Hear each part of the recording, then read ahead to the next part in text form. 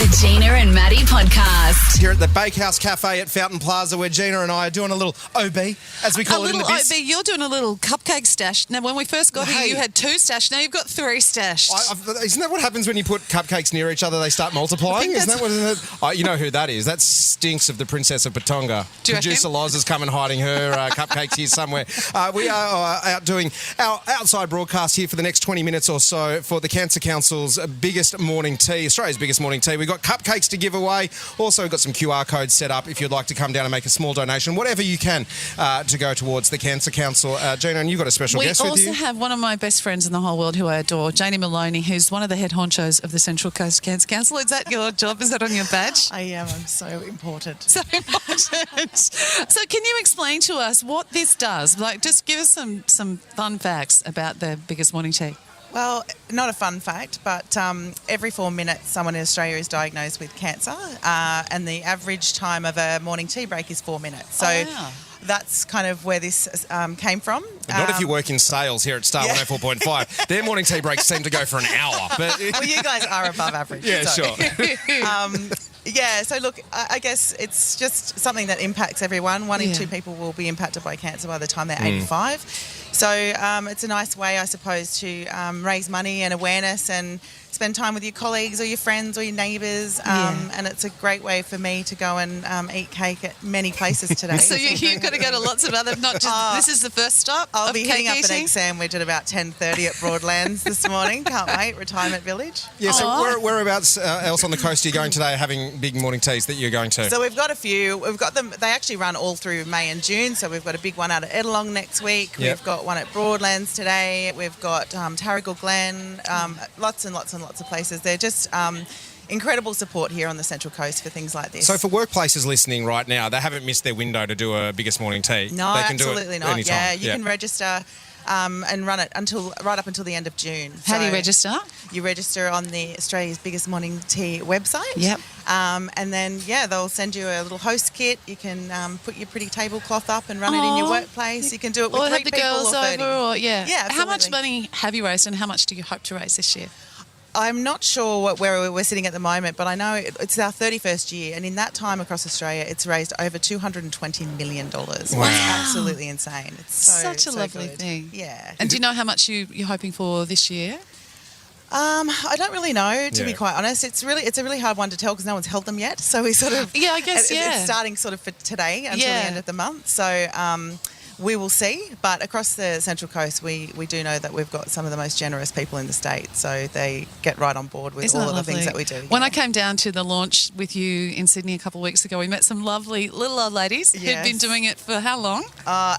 20-something years. They're so cute. Isn't that lovely? And it's something everyone can do. I said it on the radio before, but, big companies can donate millions and stuff for tax write-off or whatever, but regular people like us can just simply hold a morning tea, and it doesn't matter if you raise $100 or $1,000, but if everyone did something, it's going to help. Oh, exactly. It takes many hands to take on cancer, and I think if everyone comes together, that's basically what happens with these things, which is fantastic. We just had Claire from Gosford come down, grab herself a cupcake, pop $5 into the donation box here as well, and walked away with a Cancer Council Biggest Morning Tea coffee cup.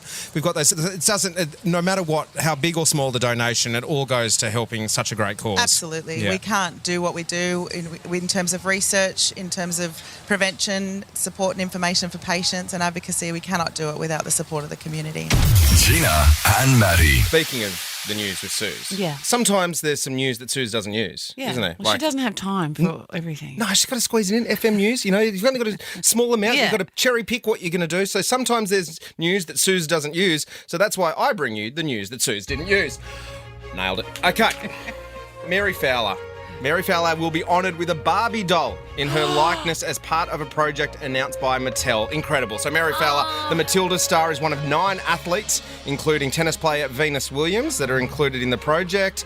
That is success, isn't it? It's so good. She put it on her Insta yesterday, and it's like I think she's in the Man City kit. Oh gosh, I think she played for Man City, and she's got the black gloves, her famous black gloves that she runs around and playing for the Matildas.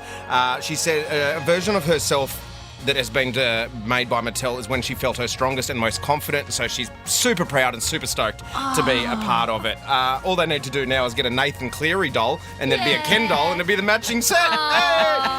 Speaking of a Williams sister, because Venus is getting her Barbie done as well, Serena Williams has dropped a cryptic teaser to tennis fans around the globe almost 2 years after she stepped away from the game. Now, Serena Williams last graced the court in a professional tennis match at the 2022 US Open, where she bowed out in the third round to Aussie Aya Tomljanovic. She said she's moving away from tennis. She doesn't like using the R word, retirement, but she is officially retired. So you look up the International Tennis Integrity Agency's retired players list. She's on there, but she put out an Instagram tweet yesterday saying, "I'm ready to hit some balls again." Oh. I realise I did say an Instagram tweet. I am 40. Just cut me some slack. I didn't even notice. Slack has been cut. She put out an Instagram tweet on the Facebook. Amazing. She's ready to hit some balls again. Within 24 hours, it had been seen by 4.3 million people, and everyone are a little bit psyched that the GOAT could be making a comeback to the tennis How world. old would she be now? 43, I'm going to go with. Do you want to do some Googling and see how it goes? I reckon she's early 40s. Because they must be so tough on their bodies. Oh, yeah. Bella came home from netball the other night and she couldn't move for 2 days because her knees are so sore. Wait, Serena or Venus? Now I'm confused. No, Serena. But you said Venus before, right? Venus is getting the Barbie. Serena's making the comeback. All right. Got it. She's What's listening. your guess for Serena? We're going to go with 43 because that's what Maddie 42. said. Oh. That's pretty good. She's probably 43 Oh, wait, this she's year. going to be 43 this year. Hey! What do we win? Thank you very much. Nice. Take the morning off, say, guys. Yeah. I don't know. Is it April Fool's? Let me check the date. No, it is Thursday, May 23. Canberra has been ranked the second best city in the world. What? By who? What? Australia's capital has been ranked as the second best city in the world for quality of life in a new research by international firm Oxford Economics. Now, Canberra was the runner-up to the French mountain city of Grenoble. I'm going to roll with that. With the high ranking driven by the city's high incomes and low degree of income inequity. It's because they're all public servants. That's why. They're all politicians getting paid. Have you been there this time of year? It's really cold. There is no place.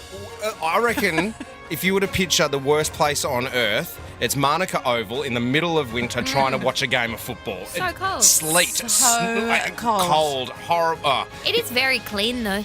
It's Yeah. a very clean place. And their electric scooters go a lot faster than the ones in Sydney. Do they? Yeah, So but much faster. Like turbocharged. They have to because you get lost constantly Yeah. with their whole system, the Doing the grid roundabouts. system. Yeah. I've never been. We've toured Australia a lot, and that's the one town we can't find the motel and we can't find the gig. Every time. As long as you can find the exit.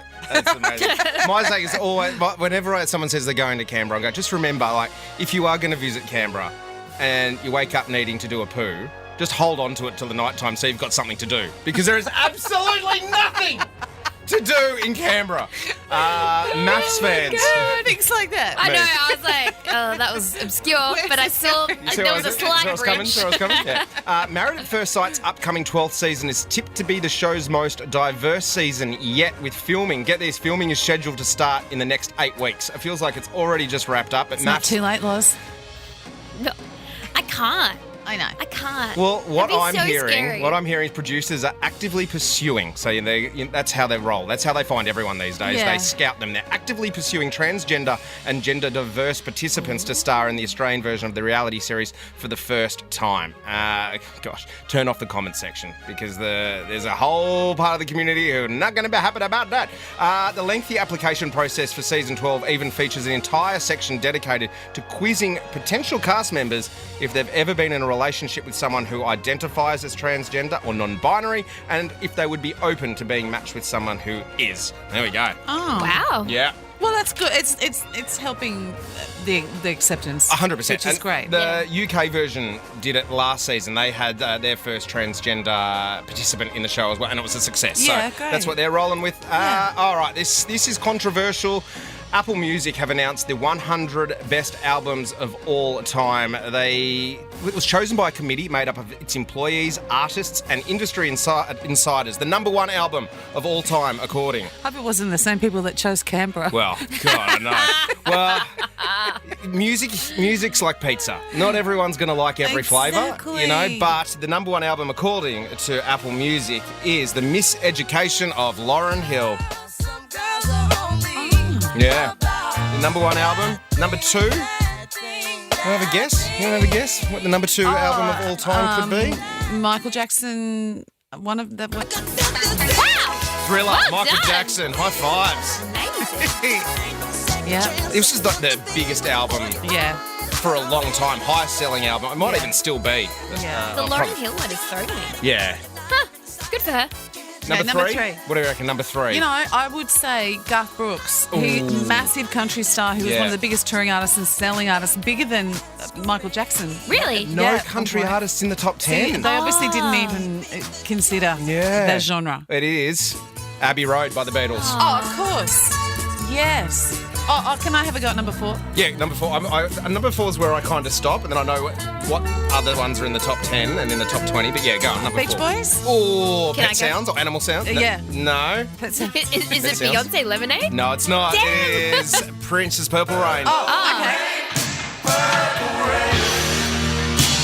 Oh, man. Can't disagree with that. If you haven't seen Prince doing the Super Bowl in Florida, like it was in a Miami thunderstorm, and like the heavens opened up. He's dancing with his 2 dancers who are in like 8-inch heels. He's just there with all the electric guitars in this monsoon.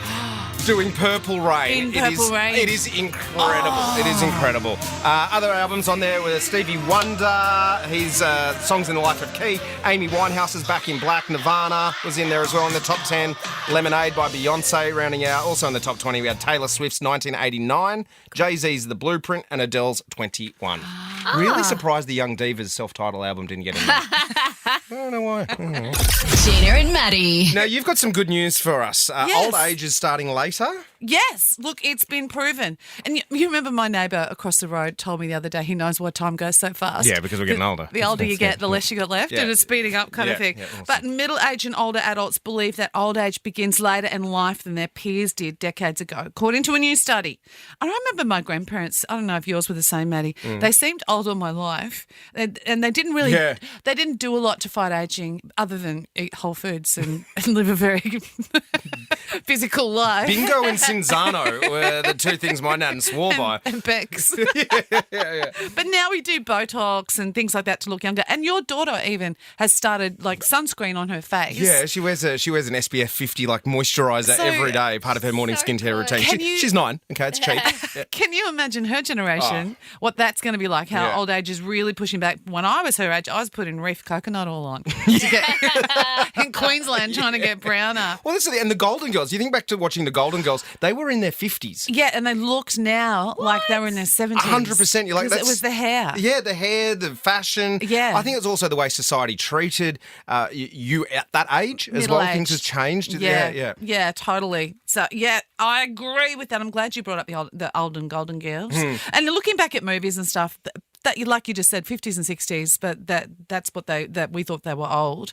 A recent study found that people tended to view being old as occurring later and later as they advance through life, showing age is less than just a number. It's just a mindset. But life expectancy has increased with medicine and stuff like that. In a study of over 14,000 participants in a German aging survey, it showed that old age starts later than it did 20 years ago. See, and I reckon, you know what, never ask a small child how old have you ever asked a little kid how old they think you are? Oh, God, no, that's the worst thing. That is the worst thing in the world to ask a kid. How old do you think I am? 80. Cool. Sweet. Go back to your YouTube shorts. When you were little, you thought 20 was old. 100%. Right? 100%. And now that we're in this age, like 30 is the new 20, 40 is the new 30. 50's the new 40. Don't you think? 100%. Totally. I feel like we're younger. But I reckon I've got this theory. When you're feeling old, what you got to do is right now, whatever age you are now, whatever you are right now, as an adult, if you look at yourself in 10 years' time, if you take a photo now and look at yourself in 10 years' time, if you feel like you're fat and looking a bit ugly, you're going to look back and go, I was hot. The Gina and Matty Podcast. For more great comedy shows like this, head to novapodcast.com.au.